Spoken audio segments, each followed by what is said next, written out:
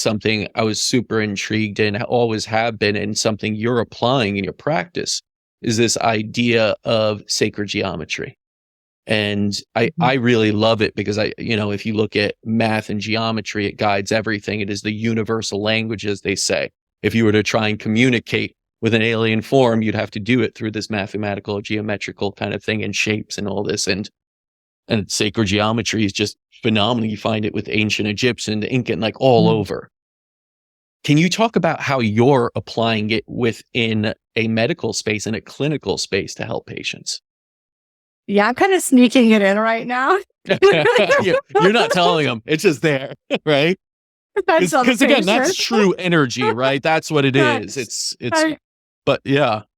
Well, yeah, I want to. How you sneaking it? Let's tell them. Well, I definitely have some symbols up on my walls, and it's so funny. People come in and they're like, "I just feel so good in this office." I'm like, yeah. So there's a lot of energy moving through this office.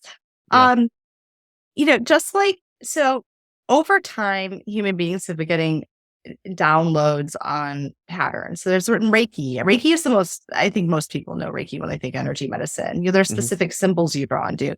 Those were a download to somebody. But the idea is because, language is complex, right? Even, we're in our adult selves. I don't know about you, but it'd be hard for me to learn another language at this point.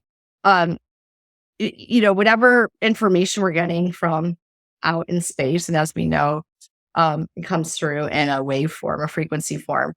The conversion, mathematically, you can convert it into patterns. So I think that's what people are getting, a lot of pattern information, if that makes sense. So there are, Reiki is one example of symbols coming in. Biogeometries is really big too now.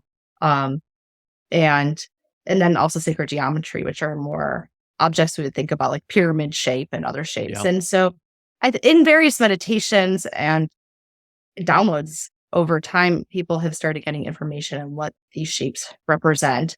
And I had an interesting experience after a holotropic breathwork session. Have you ever done that? It's really, I've never had a more incredible energy medicine experience in my body after doing 2.5 hours of holotropic breathwork. I just felt my entire biofield reset. And I started getting this information about symbols. And one interesting part of that was I realized that they like transcend space and time. They're just, and so that's why I think there's power in these symbols.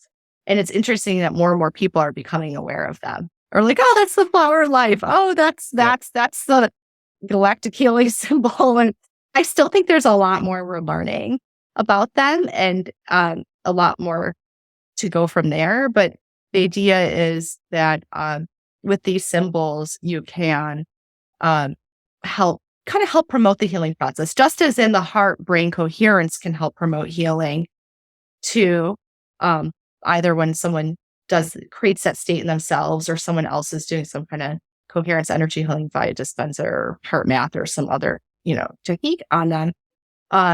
Bringing in certain patterns, even visualizing, because thought is also energy, right? So, bringing in certain patterns for healing in specific areas. I mean, that's how I was trained. Energy medicine still sounds kind of woo-woo at this point, and there's still a lot more to be divulged. But I do think it makes sense that, yes, these geometric, and some of them not, are more almost biological looking, like the biogeometries, but these patterns do seem to have some real significance in healing. Well, that was what I was going to say. Like, look to nature. Look at all these golden circles and ratios. And then even I know this, I started in finance, really, like Fibonacci, that beautiful equation that we use in stock patterns, right? Fibonacci retracements and finding patterns within even stock movement. Like, you're trying to find these things, and we just call them words, but we don't realize these are kind of sacred geometries in their own right. These are equations that speak languages, beyond all the ones we have put together as a human race. And it transcends into this natural look at a sunflower, or the flower of the sunflower, and that beautiful fractals.